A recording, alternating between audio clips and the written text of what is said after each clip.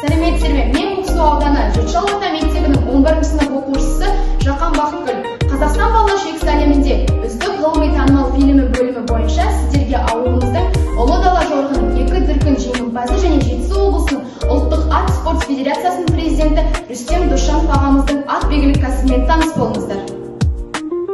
Жылқы үй жануарлардың ішіндегі ең төзімді әрі адамзатқа ең көп пайдасын тигізген жануарлардың бірі. Қазақ халқы үшін жылқы ұлттық мәдениеттің, еркіндіктің, байлықтың және мәрттік символы болып саналады. Ат бегілікпен қанша уақыттан бері айналысып келе жатсыз? Ат бегілікпен айналысып келе жатқанымызға 10 жыл болды. Қызығушылық 7 жасымда пайда бола бастады. Осы әкемнің артынан жүріп, осы бәйге аттарды бәйге қосқан кезде қасынан шықпай, солай бәйге қызығушылық артты. Қазақ жылқысы мен шетелдік жылқының айырмашылығы неде? Қазақ жылқылары өте төзімді келеді.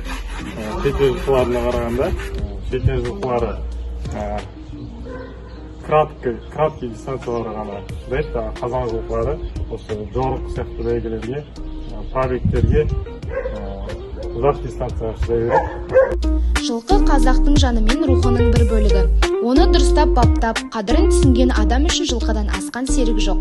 Бәйгеге жарамды жүйрік баптау, жылқыны қолға үйрету үлкен өнер. Қазақ халқы бұл өнерді ұрпақтан ұрпаққа жалғастырып келеді. Ұлттық өнерін дәріптеп жүрсеңіздер, біз көмектеспесек, отказ бере алмаймыз.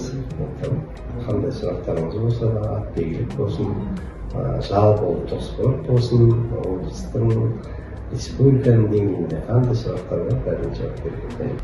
Өзіңізде дайындап жатқан, бапта жатқан аттарыңызда бір әйгілі атыңыз бар ма? Енді бізде қазақта Гиннес кітабына кірген ат жоқ қой. Енді жалғыз қыз жеген деп айтсам болады. Өйткені бәйгеден бізде Гиннес кітабына кірген жылғы жалғыз қыз жеген. Ол өзі Жетісу облысында туған, осы Көксу ауданы Жетішал ауылында, өзіміздің Жетішал ауылының даласында туған ат. Сұхбат бергеніңізге өте үлкен рахмет. Жақсы, қолымнан келгенше ұлттық спортқа қандай көмегім тиеді, сіз сияқты атқа жаңа қазақтың осы дәстүріне көңіл бөліп жүріп жатқан қыздарымызға күн түні 24 сағат әңгіме айтуға, болмаса жаңағы нақты сұрақтарыңызға жауап беруге дайынбыз. Сізге үлкен рахмет.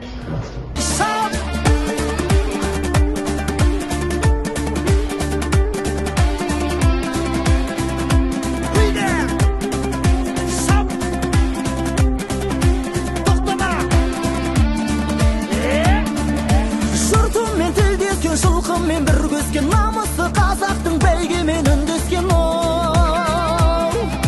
Сөз қонған бабасы, топ жарған баласы, дүбір